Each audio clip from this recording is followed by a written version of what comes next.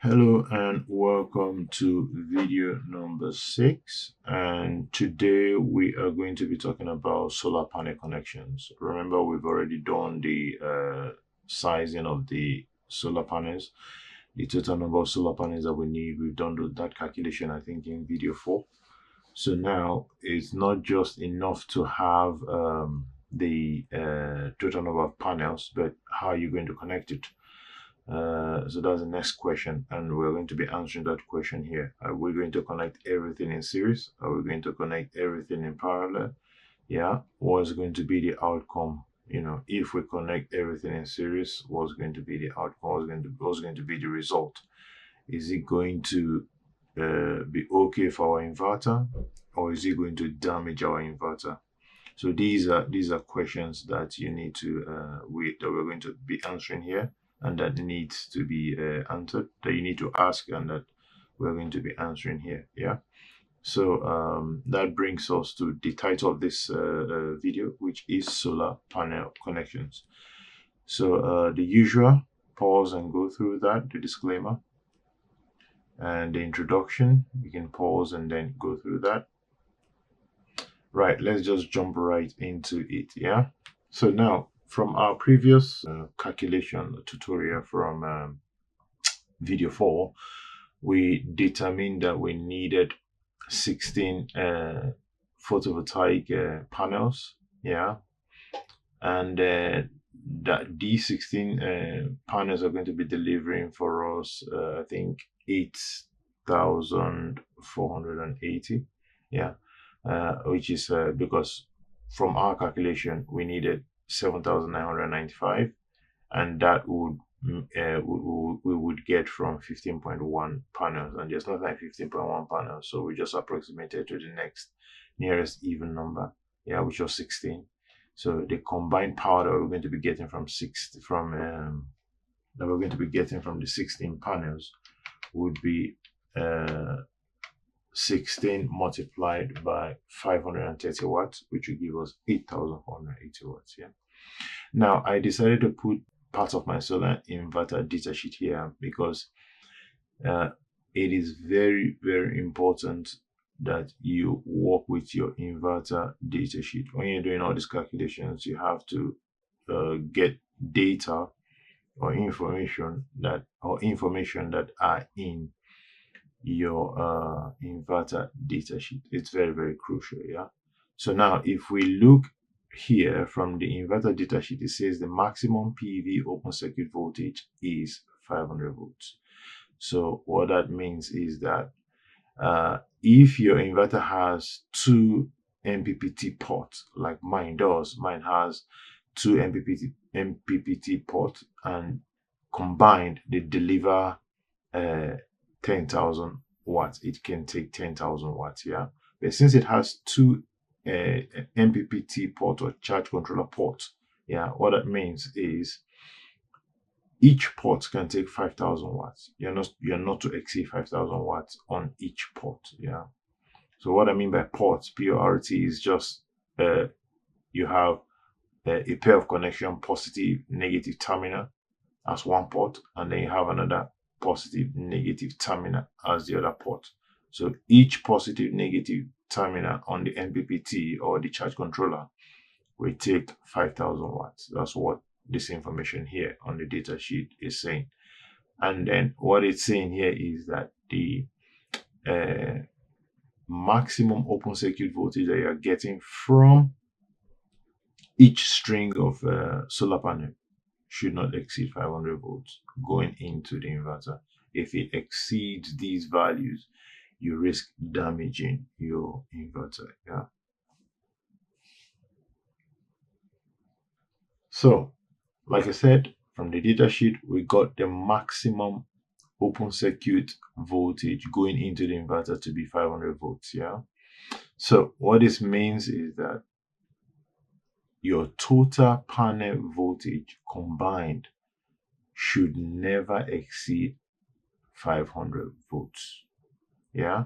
So going in, if your inverter has 2 ports taking 5,000 watts each, yeah, of power each, then the voltage going into each should not exceed 500 volts. Yeah. If your inverter has only one MPPT port, yeah, I'm going to show you again how you do those connections. Yeah. So the total panels calculated in video 4 we said was 16 number of half cell monocrystalline panels. Yeah. Now the next question is, if we connect, yeah, half of these total panels, which is 60, which is 8, the total panels we sized was 16 in total. Yeah. Now I'm thinking now, if for example your inverter has just one MPPT port, just one positive and negative, meaning that, and it can take 10,000 watts of power from the PV, yeah, meaning that you're going to combine all your panels into one port going into the inverter. So that is what we are talking about here now. Yeah. So if that is the case, then you will have to connect your panels in such a way that you don't exceed 500 volts, and also the power you're delivering as well. Yeah. If it is just going into one port, then everything goes into one port. But how do we connect in such a way that we don't blow up our inverter by exceeding the maximum voltage that's supposed to go into it? So that then brings us to the question, how many panels should we then connect in series, and then making one string, and then how many strings are we going to have? Yeah. So now we know that we have 16, yeah, and we know that we cannot connect all 16 in series, because if you connect in series, you will multiply the voltage. Yeah. So if you connect all 16 panels in series, we're going to exceed 500 volts. Yeah, coming into the inverter. So what do? We divide that into half. So if we divide that in the total panels, 16 panels, into half, and connect 8 in series, what we're going to have, the total voltage is going to be just 48 times, 48 is the volt. 48 volts is the voltage of one panel. Remember, we said the panel voltage has to be the same as the system voltage, and it has to be the same as the inverter voltage, and your battery voltage has to also be the same. So 48 volts inverter we selected, 48 volts we're getting from our battery, then the panel each has to be 48 volts panel as well. Yeah. So that your whole system will, your whole component will be the same as the system voltage. Yeah. So if we connect all these 8 panels in series, what we're going to have is a total, or a combined voltage of 384 volts. Yeah. And this is less than the 500, so it is safe for us to connect 8 panels in series. Now, the thing is, what do we then do? Because these 8 panels that are in series, yeah, will give us a total power of, let's see, a total power of 4,240. Yeah, 4,240, which is half. So if our inverter has just one port for the MPPT, yeah, meaning that one port that is taking 10,000 watts, yeah, we have 8,480 watts coming in from the panel. So that is okay to go into the inverter. Yeah. So going into the inverter now, we have to connect these 16 panels, yeah, together to feed into that one MPPT port. And to be able to do that, we have to connect 8 panels in series, yeah, and then combine the other 8, making 16. Again, we'll connect those 2 in series, so we'll have 2 strings, and then those 2 strings we have to connect in parallel.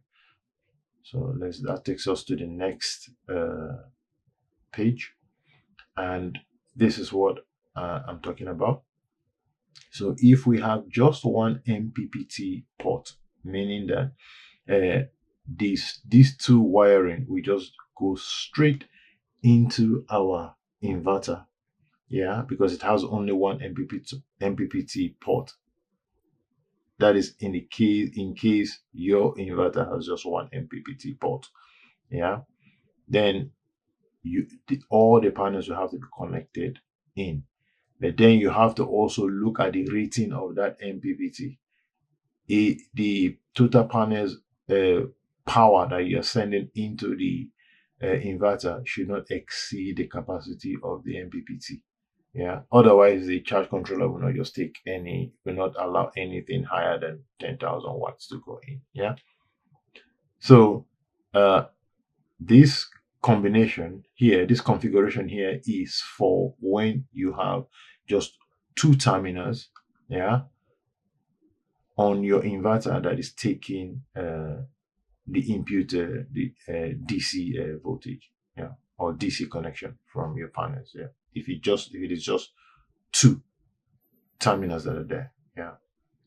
But in my case, I have four terminals or four terminals for taking in my input DC voltage from the panels, yeah. So in that case, I will be using a different connection, which is this particular connection here. So what this means is, instead of combining the two strings, yeah, combining everything, connecting them in parallel, and then just having just two wires going into the inverter, since we have four terminals connected or going into the MPPT, yeah, the charge controller, you can just separate them. So when we separate them, or the way I did mine, I separated it, and then the total string voltage was 384 volts, yeah. And then we have the total string power was 4,240, which is less than 5,000 watts that goes into each charge controller port. So doing it like this, we'll be able to safely connect our panels to our inverter without damaging it. Yeah. So I know it's kind of like a lot of information. So you can go back later into the video, rewind it, and then try to understand what I just explained. Yeah. And this is for my inverter. This is the wiring for it. And what I just wanted to emphasize was I have port number 1. These are the terminals for my MPPT charge controller. So I have the first string going into one charge controller port, yeah, which is rated at 5,000 watts power capacity. And then we have the other string going into the other port, yeah. So this is what I just wanted to explain, and this is what I've been explaining from this page, yeah. So if we didn't have four terminals here, we just only have two terminals, then this will be your connection, yeah. Then this is the connection that will then go into your inverter, okay. If it is just these two terminals that are there, meaning that these two terminals going into the charge controller will be rated at 10,000 watts. And if we come back up here, yeah, we have a total power coming from the panels of 8,480, which is less than the MPPT capacity. So it's good. All the power that our panels will be generating, the MPPT will be converting them. Yeah, we'll be using everything to charge the battery. Yeah. All right, perfect. And that brings us to the end of this video. Hope it has not been too long. If you have any questions, please do drop a message. Share, like always, share, like, comment, subscribe, and I'll see you on the next one. Thank you.